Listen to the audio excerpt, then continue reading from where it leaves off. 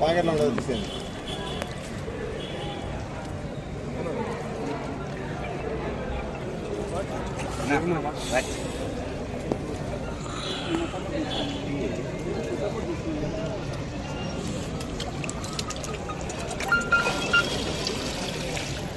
కండవైరా శ్యామ్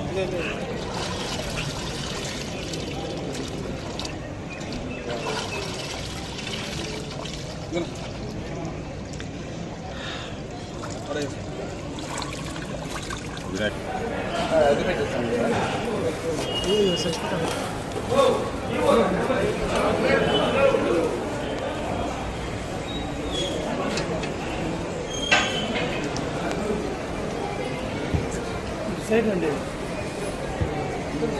విలేకరి జగన్మోహన్ రెడ్డి గారి కుటుంబానికి వైఎస్ఆర్ కాంగ్రెస్ పార్టీ తరఫున ఇచ్చిన 3.5 లక్షల రూపాయల చెక్కు నాదే.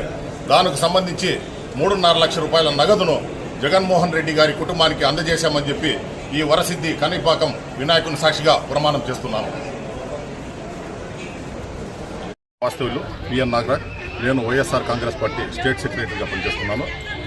గత 2 నెలల క్రితం మా వీకోట ఏబిఎన్ విలేకరి జగన్మోహన్ రెడ్డి గారు దారుణ హత్యకు గురైనారు. ఇదంతా కూడా మనకంతా తెలిసిందే. ఇదంతా కూడా అందరికీ శోచనీయమైన విషయం. కానీ ఈ విషయంలో ఆ కుటుంబాన్ని ఆదుకోవాలని చెప్పి మా పార్టీ వైఎస్ఆర్ కాంగ్రెస్ పార్టీ వారికి 3.5 లక్షల రూపాయల చెక్ అందజేయడం జరిగింది. కానీ దురదృష్టవశాత్తు ఆ చెక్కుకు సంబంధించి చెక్కు బౌన్స్ అయిందని, దాని డబ్బులు ఆ కుటుంబానికి ఇవ్వలేదని వైఎస్ఆర్ కాంగ్రెస్ పార్టీ చీప్ పాలిటిక్స్కి పాల్పడతా ఉంది అని చెప్పి కొన్ని సోషల్ మీడియాలో మరియు ఈ నేషనల్ మీడియాలో మన స్టేట్ వైడ్ మీడియాలో కూడా రావడం జరుగుతుంది.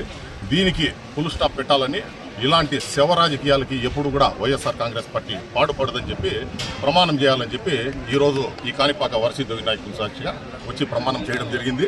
ఆ కాణిపాకం వరసిద్ధి వినాయకుని సాక్షిగా వారి కుటుంబానికి మేము 3.5 లక్షల రూపాయలు అందజేసినామని చెప్పి మేము ఈరోజు ప్రమాణం చేయడం జరిగింది. ఈ కేసుకు సంబంధించి ఒకసారి మీరు పూర్వతలు ఒకసారి పరిశీలిస్తే జగన్మోహన్ రెడ్డి గారి కుటుంబం స్వతహాగా తెలుగుదేశంకు చెందిన సానుభూతి పరులు.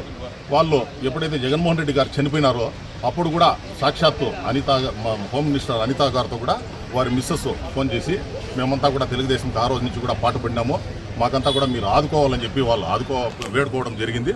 అది కాకుండా ఈసారి 2024 ఎలక్షన్స్లో ఎప్పుడైతే ఉందో నేను వీకోటాలో బూత్ ఏజెంట్గా పనిచేస్తూ ఉండి జగన్మోహన్ రెడ్డి ఎలాగో తెలుగుదేశం సానుభూతి పరుడు, ఆయన ఎట్లో మనకు ఓటేయడని చెప్పి ఈమె ఎవరైతే ఇప్పుడు జగన్మోహన్ రెడ్డి గారు మిస్సెస్ ఉన్నారో వాళ్ళని పోయి అమ్మ నువ్వు ఒకసారి మా వెంకటేగౌడ గారికి ఓటేయండి అంటే నిక్కచ్చిగా అమ్మ నేను వెంకటేగౌడకు ఓటేయనన్నా నేను అమర్నాథ్ రెడ్డికే ఓటేస్తానని చెప్పి మాట్లాడడం జరిగింది.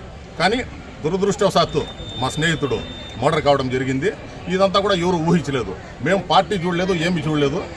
ఆ కుటుంబంలో ఏదైతే మా మిత్రుడు చనిపోయినాడో ఆ కుటుంబం వాళ్ళకి ఏదో రకంగా మన వల్ల ఉడతా భక్తి మనము పోయిన మనిషిని ఎట్లో వాపసు తీసుకొని రాలేము కాబట్టి వాళ్ళ కూతురు మంచి ఎడ్యుకేషనలిస్టు, వాళ్ళ కొడుకు కూడా మంచి ఉన్నత చదువుతా ఉన్నాడు, వారికి ఏదో విధంగా మనం ఆదుకోవాలని చెప్పేసి మా శాసనసభ్యుని మేము ఒప్పించి ఆయన్ని పిలుచుకొని పోయి వాళ్ళ కుటుంబాన్ని పరామర్శించి నాకు సంబంధించిన 3.5 లక్షల రూపాయల చెక్ వాళ్ళకి అందజేయడం జరిగింది. ఆ చెక్ ఇచ్చినప్పుడు మీరు ఒకసారి ఆ వీడియో చూసినారంటే ఖచ్చితంగా వారికి చెక్ ఓన్లీ వారికి ఒక భరోసాకు మాత్రమే ఇవ్వడం జరిగింది. వారి కుటుంబానికి మేము ఈ 3.5 లక్షల రూపాయలు డిపాజిట్ చేసిస్తాము. ఎందుకంటే డబ్బులు ఇచ్చినామంటే ఇప్పుడు అంతా ఖర్చు చేస్తారు, ఎవరో ఒకరు వచ్చి వాళ్ళకి ఇప్పుడు డొనేషన్లు ఇస్తూ ఉంటారు. కాబట్టి వారి పెళ్లికో లేకపోతే వారి ఎడ్యుకేషన్కో ఈ డబ్బులు అవసరం పడుతుందని చెప్పి మేము వాళ్ళకి చెక్ టోకెన్ ఆఫ్ గ్యారంటీ కోసమే వాళ్ళకి ఇవ్వడం జరిగింది. మీరు ఆ రోజు జరిగిన ఈ వీడియోలో మీరు ఎక్కడన్నా చూడొచ్చును, దాన్ని మేము ఓన్లీ వాళ్ళకి గ్యారంటీ మాత్రమే ఇవ్వడం జరిగింది. కానీ వాళ్ళు ఒక 4 రోజులు అయినాక ఫోన్ చేసి అన్న మాకు ఇది డిపాజిట్ చేసిమ్మని చెప్పినారు. డిపాజిట్ చేసిమ్మంటే వాళ్ళ ఆధార్ కార్డులు ఇమ్మని చెప్పి మేము అడగడం జరిగింది. వాళ్ళు 15 రోజులు దానికి స్పందించకుండా మళ్ళా వచ్చి వాళ్ళ డబ్బులు కావాలని చెప్పినారో వాళ్ళ డబ్బులు వాళ్ళు ఏదైతే చెప్పినారో వాళ్ళ స్నేహితులు ఎవరైతే వాళ్ళ బామడుతున్నాడో తేజ, వాళ్ళ స్నేహితులు మన తారా, వీళ్ళు దీనికి ఆ డబ్బులు ఇవ్వడం జరిగింది. కానీ 4 రోజుల నుంచి మా శాసనసభ్యులు ఏదో తప్పు చేసినట్లు ఆ చెక్కు బౌన్స్ అయిపోయి వాళ్ళు మేము డోకా చేసినట్లు రావడం జరుగుతూ ఉంది. ఇంత జరుగుతూ ఉంటే కూడా బాధిత కుటుంబం ఎవరైతే మా దగ్గర చెక్కు తీసుకున్నారో మా మీద జరుగుతూ ఉండే దుష్ప్రచారాన్ని వాళ్ళే వాలంటీర్గా వచ్చి ఖండించాల్సింది పోయి వాళ్ళు మౌనంగా ఉన్నారు. కాబట్టి ఇది ప్రజలకు ఒక రకమైన కన్ఫ్యూజన్ క్రియేట్ అవుతుంది. కాబట్టి మేము ఏదైతే మేము ఒక పార్టీని చూడకుండా మా స్నేహితుడు ఒక సంఘానికి మంచి చేసే విలేకరి చనిపోయినాడని చెప్పి మేము చేసిన సహాయానికి ఈరోజు మా చిత్తశుద్ధి నిరూపించుకోవడానికి ఈ కాణిపాక వినాయక స్వామి దగ్గరకు వచ్చి మేము ఈరోజు ప్రమాణం చేయడం జరిగింది.